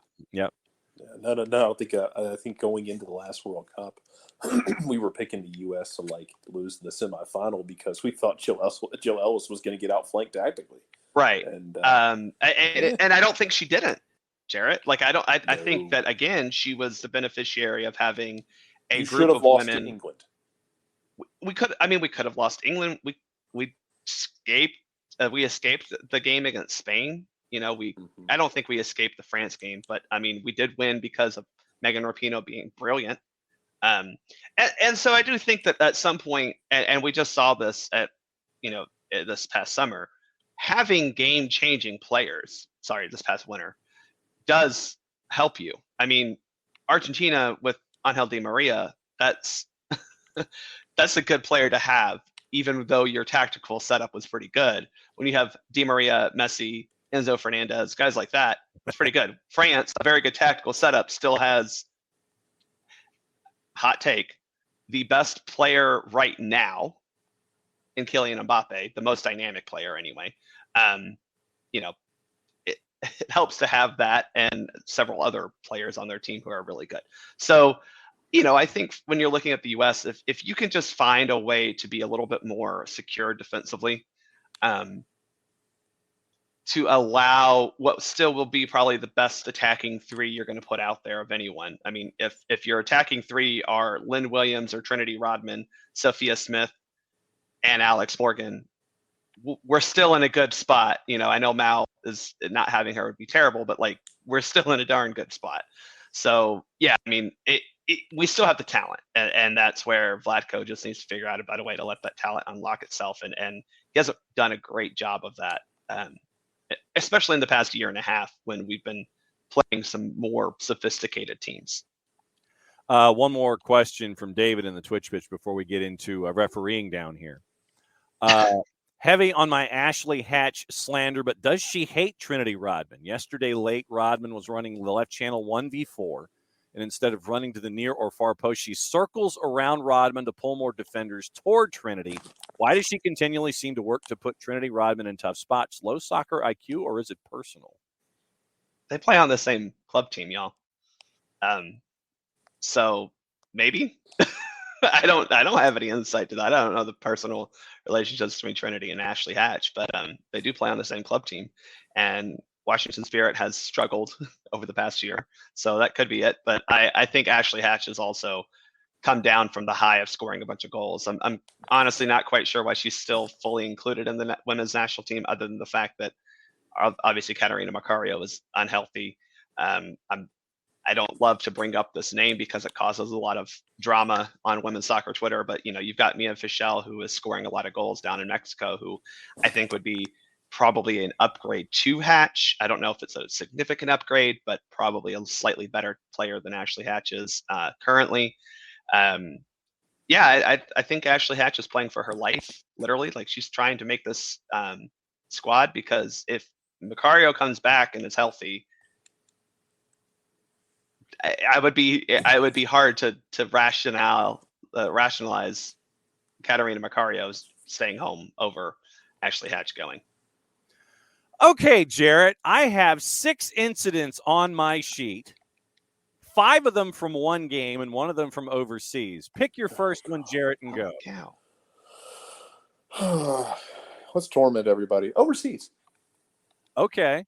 I want everyone to suffer. Nothing personal, y'all. So if you've been in the Discord, you know this. Yes. So the Hatzidakis incident in the Liverpool-Arsenal match that is currently being investigated, about Hatzidakis allegedly elbowing a Liverpool player in the throat as he was being approached at the end of a half. I don't know how much you have either heard / seen / ingested informationally about this particular incident, but my thing first and foremost is, bruh, you don't go up to an AR to try to talk about things after 45 minutes. Yeah, I think that's where I'm going to start the conversation at, is, again, why do players feel like they're allowed to just encroach the personal space of referees whenever they feel like it? Yet the moment a referee crosses into their sphere, all of a sudden it's an infringement on their human rights. I do think that we need to look at it a little bit through that lens. I don't think that a referee initiating contact with the player is ever a good thing. But again, my personal view, and again, I'm the referee in this situation, is why do y'all feel like you're allowed to just approach us, especially from behind, by the way, and probably barking at you the whole way, and not, if you were to do that to an opponent, you wouldn't, because you know that there's going to be some sort of repercussion for it. So why do you think you get to do that to the referee? And then to Liverpool players, the whole frickin' game, while they're kicking an Arsenal player left and right, are diving every chance they get. So I don't really this is where the fan comes in a little bit. I don't have a whole lot of sympathy for you as Liverpool players, because y'all got every call that you possibly could have wanted in that game. And now you're mad over something that may or may not have happened in the first half. Right. But I don't, if you're going to, any human, if you just come up and invade the personal space of another human while also yelling at them, what do you think is going to happen here? Yeah, you're going to get the shoulder turn. You're going to get the what are you up to, look and part of the conversation. So have you in your past had any kind of confrontation to that degree? Not a physical altercation, but I've had 2 people try to make something physical. Luckily, their teammates and the rest of the people playing were on my side, at least, and the side of not trying to cause a fight. It happens, especially when you have adult men who don't go to therapy, and this is their only form of therapy. It happens. Yeah. All right, Jarrett, we've gone overseas. Where do you want to start in the Bronx? The field? That's not regulation? Yeah, somebody mentioned that. Is. Somebody mentioned that Grant Wall once allegedly walked it off and said it was 70, and God rest Grant Wall. Yeah. Peter Vermes walked it off and said it was 67. Yeah, I'm less inclined to believe that it is 70. Mm-hmm. That's just me. We can talk about the field. I guess. No, we don't need to. Okay, well, let's talk about this then. This is something I haven't been able to talk to you in the last 2 weeks because I was out of town on spring break with my daughter. This is something we talked about on Twitter, and I wanted to expand upon it. It's having the right official for the right game. Yeah. Knowing that Atlanta and New York Red Bulls don't really get along. They always tend to play street fights, and putting an official in charge of that game who clearly wasn't ready for just the amount of raw violence. Yeah, I think I feel for Chilowitz in that Red Bulls game because he approached the game as if soccer was going to be played. And the Red Bulls, I've just come to this conclusion, they do every other sport but soccer. If you involve a soccer ball, I feel like they don't know what to do. No, right? So that's the Red Bull style of play. The ball has cooties, and they don't want anything to do with it. So I don't think Chilowitz had the right mindset going in, and he very quickly lost control of the match. But I will give him a lot of credit because he gave a persistent infringement yellow card in the first half to a Red Bulls player. At least I assume it was a persistent infringement. It was a guy who had fouled a guy a couple times. Yeah. And he did try in managing the game outside of the fouls he was calling, because that got very inconsistent. And consistent foul calling is something that is one of the hardest things as a referee to get right, because unlike in the NFL per se, we have a lot of factors that go into is a situation a foul, and then furthermore, do I call the foul? We're also really the only person out there, the center referee, who's going to call a foul. We do have assistant referees who have kind of their scope of power in that regard, but they're not fully. A lot of times, assistant referees aren't fully comfortable or fully empowered to make calls like that. It's more of a, especially when you have a comm system, you're talking about, yeah, that's a foul, that's not a foul. And a lot of times the assistant referee is just putting their flag up in confirmation. Or the assistant referee may say, hey, was that a foul? And they go, yeah, and then they'll put the flag up. So I think that's another problem that soccer just inherently has, is we're one dude out there with 22 players, and even like different than rugby, which also kind of only has one. The flow of play, while there may be a direction of play, the flow is not always in the same way, right? In rugby, you have a scrum, you have a back pass, and you try to go forward. Like there's a direction of travel, whereas in soccer, there's not quite that either. You have 22 players who, in theory, could be doing 22 different things. So, I think that the center referee does struggle with that when you're talking about a Red Bulls team that is so physically violent on the field. And getting into the idea of protecting players, you better make your butt first coffee sip here. The discussion over the last 2 weeks on Brad Gazan basically getting trucked by Corey Burke 2 weeks ago. Yep. Then getting, and I'm going to go ahead and say it, getting rolled over by Gabe Siegel in NYCFC. Yet there is no repercussion except for Atlanta United not having their number one keeper for 10 to 12 weeks because of an MCL injury. And the notion of not even giving a card in the second instance, and I know that, and folks on the Twitch pitch, Coco, does Pro have a new initiative to get Brad hurt, not punish anyone who runs into him? I don't know if that's in the rules of Pro. Corey Burke did get a yellow card. Let's not pretend like he wasn't punished. I mean, right. he was cautioned for that, and we got a foul. So, these are both parallel, but not necessarily the same. So So we put Corey Burke to the sorry. side because that was 2 weeks ago. Corey Burke to the side 2 weeks ago. Purata and Siegel are in back pursuit. Brad is coming out to try to close the distance and grab the ball. And Siegel obviously ends up just trucking Brad, and you get nothing out of it. You don't even get any kind of, we don't know if there was a review and there was any notification to Drew Fisher. We don't know if there was any communication at all. But regardless of that, now Atlanta United is missing their number one keeper for the next 10 to 12 weeks. Yeah, so what I noticed about this is that Fisher did not respond to the situation very well.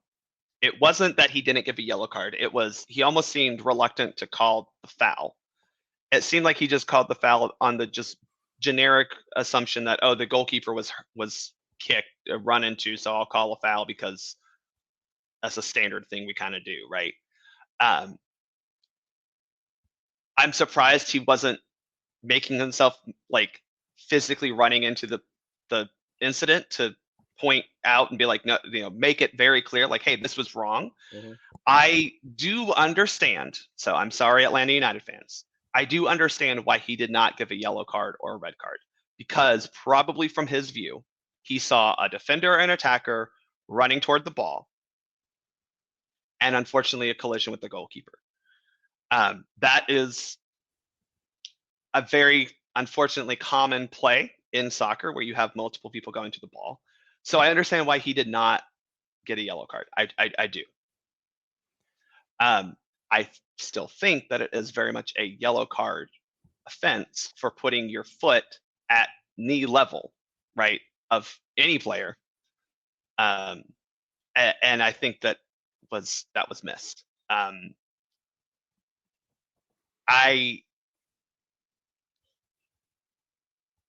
He missed that opportunity to at least address the situation better, because it seemed again like he was reluctant to even call a foul.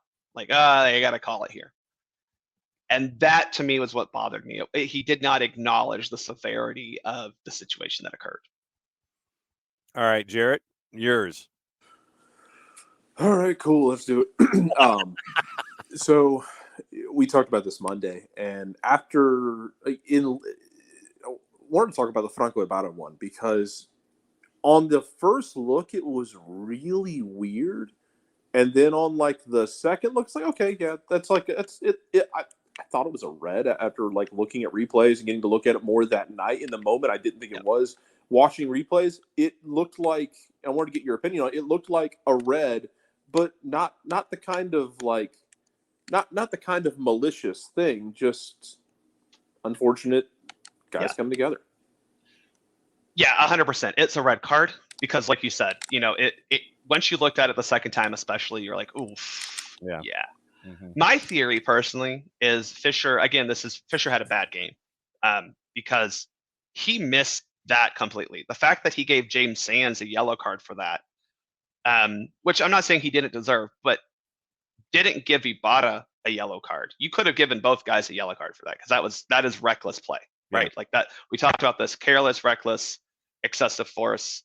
Those are kind of our thresholds. And careless is your typical foul, like you acted without real care of the player. Reckless is,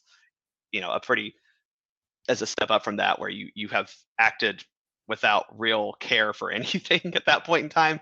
And then excessive force is you went in with the intent to cause harm. So I don't necessarily think that what Ibarra did was excessive force, but when you consider the placement of his studs, the pace at what he went, like, I get why it's a red card. Yeah. My theory is, had Fisher got the call right on the field and seen that Ibarra probably fouled the guy, studs a little high, and given him a yellow card in that moment, I don't think Ibarra gets a red card, because Fisher, through the VAR process, which again, I cannot answer why Sands got his yellow card taken away. I do not have any insight to that, because that doesn't follow my flow chart of what you can do through a VAR consultation. Right.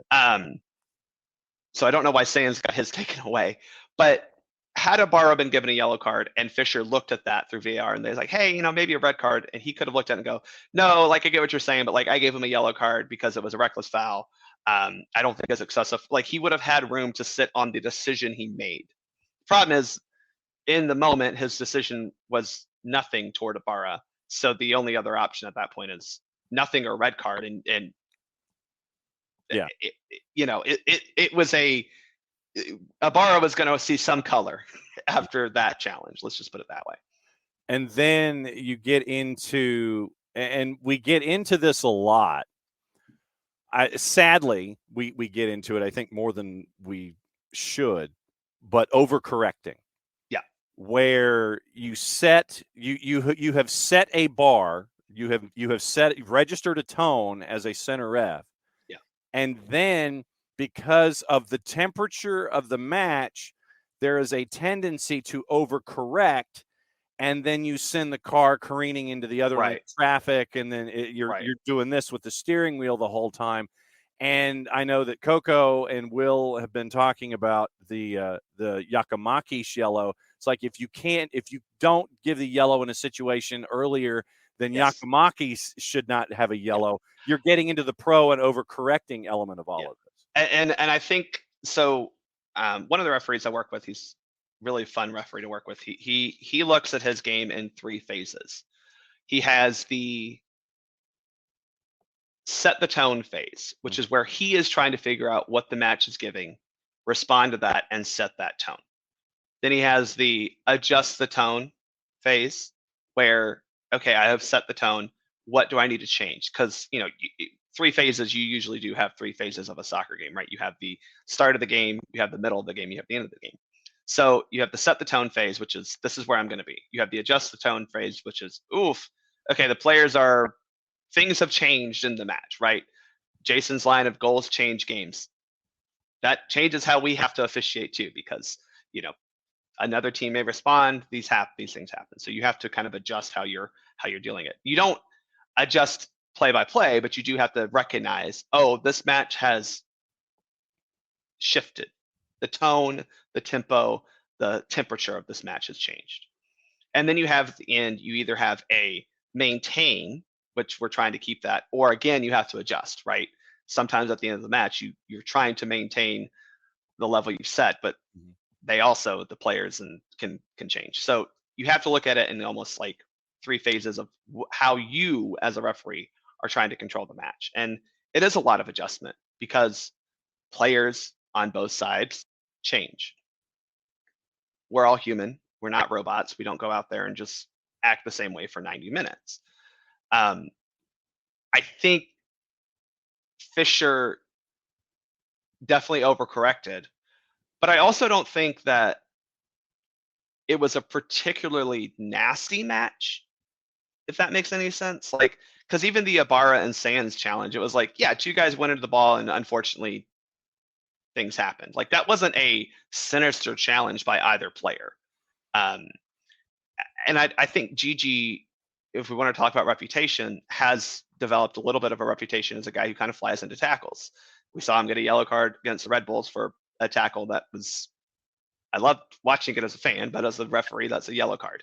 And so maybe he's developed that reputation. I don't know why Atlanta United is the only team in this league, apparently, that gets a negative reputation, but apparently we have for flying into challenges. So, but I agree. I think that the Gigi yellow card was a little weird, considering what we had seen earlier in that half. I think that's where some of the frustration has come, in the sense of, like, you get a game that gets officiated pretty loosely, and maybe fouls are slanted one way, and it's being called a certain way, and then the other team decides, okay, well, if we're going to be calling it loose, we're going to start getting into tackles. They start getting into tackles, and then all of a sudden cards start flying. Like, and because I had this discussion yesterday with somebody about the Seagal thing of how angry people were about what happened in New York City, about, like, is Seagal going to be targeted? I'm like, it does you no good to target anybody, because going after somebody does not make Brad Guzan's leg heal faster. If anything, you reinforce a potentially negative perception that already exists, and you hurt yourself in that game in a season-long battle. Like there's no benefit to it, and it sucks because you would love to be able to do something about it, but it just you can't in this case. And Tafka has an interesting question. Can refs not have conversations with captains that have to let them know where the match is and how the second half will be ref to lessen heated play? I mean, in theory, you're talking to players throughout the game. That would be probably a something that I would like to see. For how do we communicate better with the players? That, hey, things are a little heated. We need to kind of bring it back down. You're also expecting that players are going to listen in that regard. So, True. Cynical me is looking at that as, not really. But you communicate this also through yellow cards and red cards. And, honestly, Atlanta United was called for fewer fouls. I think the red card, again, I think the ultimate decision was probably correct. It's not a red card. Let's just put it that way. Yeah. As Jarrett said, it like in the moment you're like, oh, that's probably yellow, and then you watch replay 1 and 2, and you're like, oof, yeah, that was bad. New York City got called for more fouls. They got 3 yellow cards. We didn't even get a yellow card, and we were the team playing for yellow on no scissoring Gigi either. Yeah, so we got the 1 yellow card after that. We didn't get anything, and that was I understand why the yellow card. I don't agree with it. I understand why he gave it. I think it's, again, inconsistent with what he had called previously, but that's whatever. It's not like we were shafted by the officials here. Like, I think that's the other thing is we didn't get shafted. The outcome of the match wasn't really changed because of a decision by the official. The red card was probably a red card. I'm sorry, I'm getting into Atlanta United Twitter here a little bit, but Doug was correct to say it's a red card. But but at the same time, he was very clear about, like, I don't think that Ibarra did anything malicious. It just was a red card, unfortunately. Ibarra, he has to understand too that when you're making a tackle like that, you have to be a little bit more in control of yourself. I think he was going to try to kick the ball and missed because Sands got to it a little first, and that's what happens. But if you want to analyze every single micro incident, Atlanta United has also screwed up before. Like, so you can't just look at one team and the referee not calling things for that team, because we also probably got away with fouls. We also probably got away with some other yellow card offenses. So you can't just go, well, this referee did not call this, and this on New York City. And you go, well, he also probably didn't call this, and this on Atlanta. The outcome of that match was not dictated by the referee, even with a red card involved. But I always feel like bringing you on with your unique perspective can help walk folks through the decision-making process and what we see, and add that extra bit of understanding to what we see, the process, how we see it, how it's implemented, how it's not implemented, and what to anticipate in these moments when you see something, or you see a match trending in one manner of play, and then something happens. Having you on here as that referee, that's why I like to bring you on, to add that perspective and that third eye. I mean, we'll go back, Jared, a little bit, because we, as you said, we were talking about this on Twitter. The Red Bulls match is a very different type of match than the New York City match, but the amount of chaos is kind of equal when you're playing on that small field. Yeah. You know what I'm saying? So I think there's going to be a lot of fouls because you have 22 grown men on a field that I would say is probably fit for a U13 team. 75% less, or 20% less space. Surface. Because it's not just the width, it's also the length. It is not a very long field. I mean, you're talking about it's a very short field as well, because if you think about just like mathematically, what Yankee Stadium, that left field line is probably 330, maybe. Right? I mean, it's already a bandbox baseball stadium. Right? Exactly. So, Jarrett, like, the field is just small. You're going to have people run into each other. Ted Uncle is the referee for Saturday's match at Toronto. Jair Marufo is listed as your VAR. The Oh, pitch, there's some egos. the pitch is measured at 110 by 70. That is what is, according to the Wall Street Journal, 110 by 70. Which is small. 110 is about the smallest you're going to be able to get on a legal size field. I mean, both of those measurements are at the minimum for a field, right? If they're measured correctly. Yes. The best way that I by 70. The best way I can tell you that to look for it, and someone on Twitter did point this out, so I'll give them credit. But you're supposed to have 10 yards from the corner arc to the penalty box, right? So if you take the penalty box as 44 yards long or wide, you add 10 yards, technically 11 to the in line, right, on each side. So that's 22. So 44 and 22 is what, 66? Yes. That is the minimum that you can get without having that hash mark. That hash mark on each side does look maybe 1.5 yards, but it's got to be 2. It's got to be at least 2 yards from the penalty box to be minimum 70. Mm-hmm. So I do question it, because that hash mark looks about 1 yard, 1.5 yards, which doesn't meet the 70 yards requirement. But yeah, like I said, yeah, Peter Vermes has it listed at 67. So when he walked it off, I don't trust Peter Vermes to coach my team anymore, but I do trust him to get a measurement right. Ain't that the truth? Emilio, Emilio, FIFA, it depends on what FIFA regulation you're talking about. Are we talking World Cup? Because those regulations are different than Law 1, the field of play. Dimensions. The length at minimum 90 meters, which is 100 yards. The length of the goal line at minimum is 50 yards, right? So that's different. When we talk about international matches, the maximum is 75, the maximum is 80 yards, the minimum is 70. So it depends on which FIFA regulation you're talking about. It's not trying to host international matches. That's the first thing. We're not hosting an international match at Yankee Stadium. So there's soccer is weird because we do not have one set standard of, like, an American football field is 53 yards across and 110 plus 2 10-yard end zones, so 120. That is factually what it is. Soccer is malleable. You look at Atlanta United, we are different than Colorado, which has the biggest field in the league, by the way, and for reasons. You're going to put the biggest field in the league at the highest elevation. That makes sense. So you can't get too hung up on regulations. There are minimums, 110 by 70. That is the minimum that MLS has put out there. But the laws of the game and FIFA do have there's not one standard. Now, World Cups do have a standard. They want all the fields to be the same size for competition reasons. CONCACAF doesn't care about that. Obviously, you have a final in SoFi Stadium. But field regulations are malleable. Let's just put it that way. They are variable.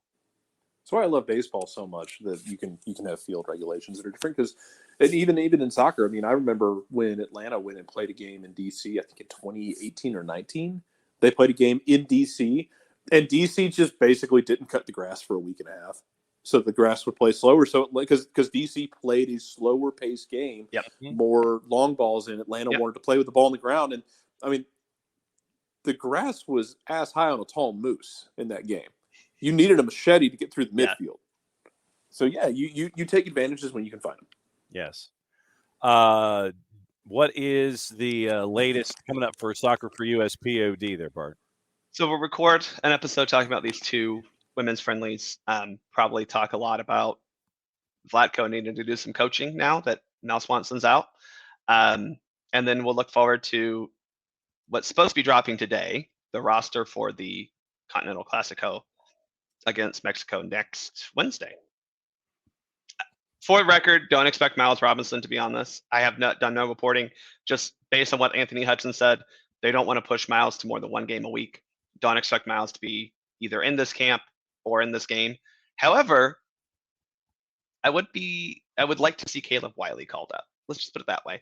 He didn't get a chance for the U20 camp that they had last month because Atlanta United needed Caleb Wiley. But I think for this type of thing, it wouldn't surprise me if Caleb Wiley gets a hall pass to go hang out with Hudson and the boys next week. It's only like a 3-day camp total, so like don't expect too much. And we'll keep an eye on that. SoccerForUS POD at Bartimus Prime 19. Bart, as always, but first coffee, and now but second coffee. Enjoy your cup, sir. We'll catch up with you next time. Thanks, guys. That's Bart Keeler, everybody. He's doing his thing. So, Jarrett, go ahead and send us home. Consider we are in stoppage time. We are in added extra time. So go ahead and send us home. We are mucha plata, everyone. What he said. Since it's the end of the show, that means we get to do this. Back tomorrow morning, 9:05.